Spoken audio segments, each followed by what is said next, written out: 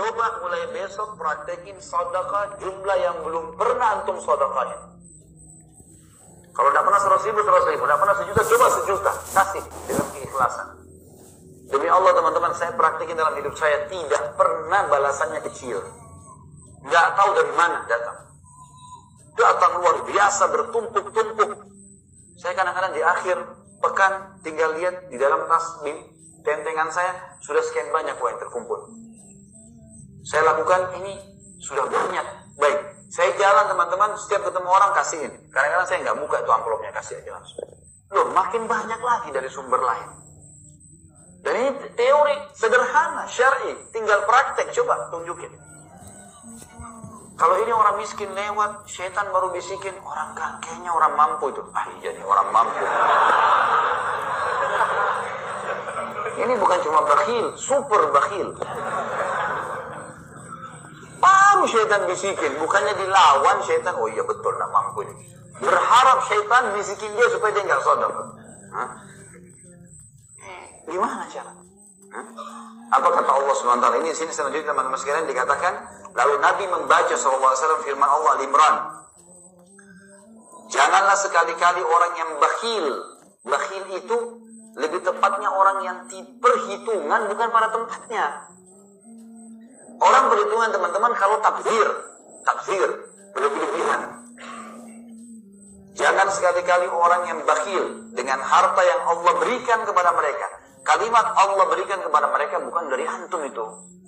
Tak ada hubungannya. Allah yang kasih antum jasad, yang kasih antum ruh, yang kasih antum mata, yang kasih kita semua fasilitas, lalu kemudian kita bisa kerja.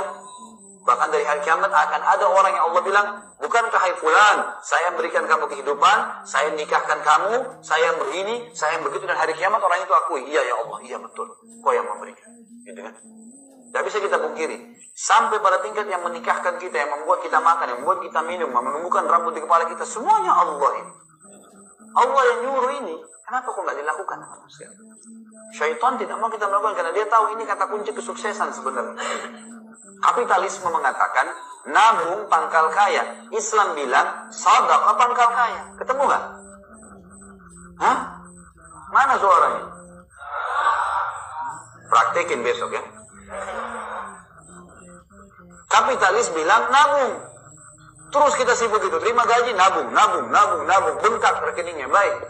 Itu kapitalis, pangkal kaya katanya. Kalau kita enggak, sedekah pangkal kaya. Makin banyak dikeluarin, makin besar datangnya. Mau tangkap ikan paus, jangan pakai panci kecil, gak bisa. Pakai kapal tanker. Hah? Ini sudah 2.000 rupiah, minta kesehatan, kekuatan, minta keturunan, minta selamat dari neraka, minta masuk surga, minta jodoh yang cantik, yang kaya. Bakhil. Bakhil sama Allah baru minta macam-macam. Talha bin Ubaidillah radhiyallahu anhu, salah satu dari sahabat yang dijamin 10 orang masuk surga. Beliau mendapatkan keuntungan yang sangat banyak, hartanya menumpuk dari perdagangannya. Maka dia gelisah, nggak bisa tidur. Istrinya bernama Su'dah radhiyallahu anha. Itu kemudian mengatakan, ada apa wahai suamiku? Apa yang membuatmu memiliki beban seperti ini? Maka kata Talha, nggak ada masalah. Kau sebaik-baik istri dalam Islam. Maksudnya kau sudah cukup banyak mengabdi dengan aku. Katanya kalau begitu coba sampaikan, mungkin saya bisa bantu. Kata Talha radhiyallahu anhu, hartaku sudah terlalu banyak, keuntungan melimpah. Aku jadi beban nih. Apa jawaban istrinya? Dan ini jawaban istri yang salihah, yang menjadikan akhirat sebagai targetnya. Setiap muslimah wajib mengambil pelajaran dari statement ini. Dia mengatakan, untuk apa jadi beban pikiran hai suamiku? Sedekahkan. Bukan seperti sebagian wanita. Sebentar. Jangan sedekah dulu. Saya mau beli tas, mau beli gelang, mau beli baju, mau beli begini. Sisa 2.000 sedekah. Lalu si suami istri ini sibuk membungkus-bungkus uang itu sampai habis satu malam. Dan jumlahnya 600 dirham. 600 dirham ini miliaran rupiah. Mereka bersedekah. Toh ternyata setelah habis uang Talha, besok perdagangannya makin untung, melimpah lebih banyak.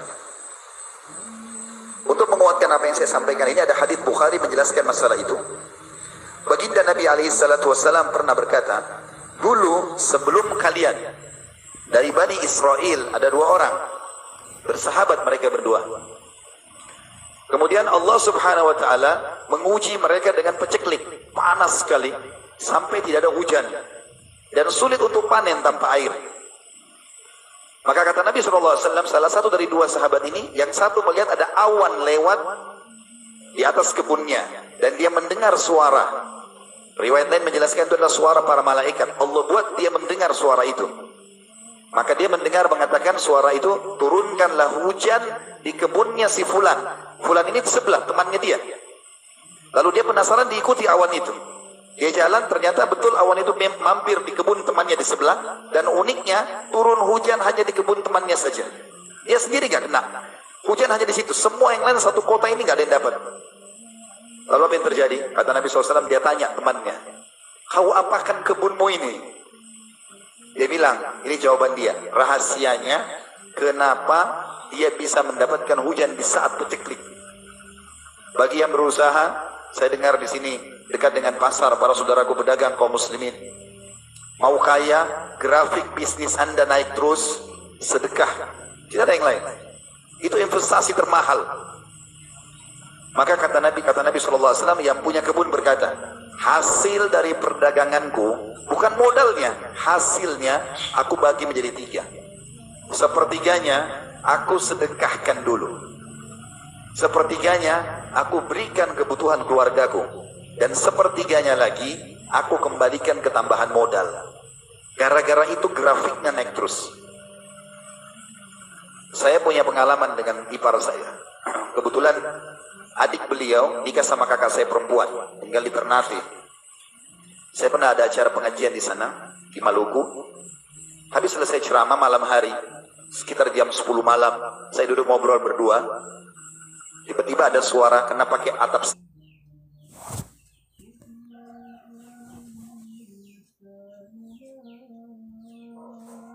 Mulai besok praktekin sedekah jumlah yang belum pernah antum sedekah.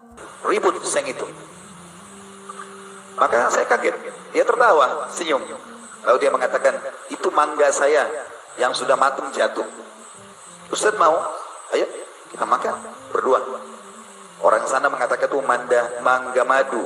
Saya tidak tahu di sini bilang apa, tapi di Jakarta juga bilang mangga mana lagi. Biasanya kalau dipotong ada seperti ada titik-titik madunya, manis sekali. Saya makan, memang manis sekali mangga itu, Masya Allah. Mungkin saya bisa katakan belum pernah saya makan mangga semanis itu. Maka selesai habis makan, udah kami istirahat. Habis sholat subuh, waktu syuruk saya pulang ke rumahnya. Kemudian tiba-tiba saya bilang, bisa nggak saya lihat pohonnya? Diizinkan saya ke belakang, lewat dapur ke belakang. Subhanallah, saya lihat pohon itu saya nggak bisa lupa. Sekarang ini seperti kebayang pohon itu.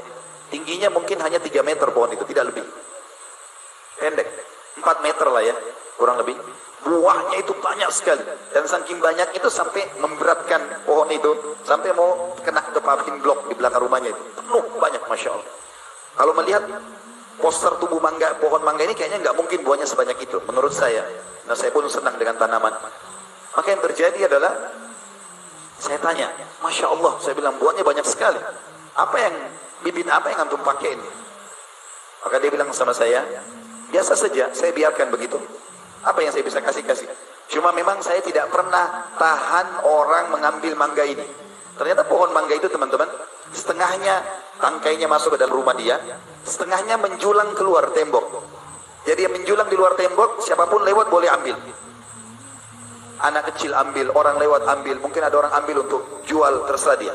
Dia sedekahkan. Subhanallah, gara-gara itu sepanjang tahun mangganya gak pernah berhenti berbuah. Kita tahu mangga itu kan setahun sekali berbuah ya. Makanya orang, mudah-mudahan di sini tidak ada, tapi kalau ada yang dia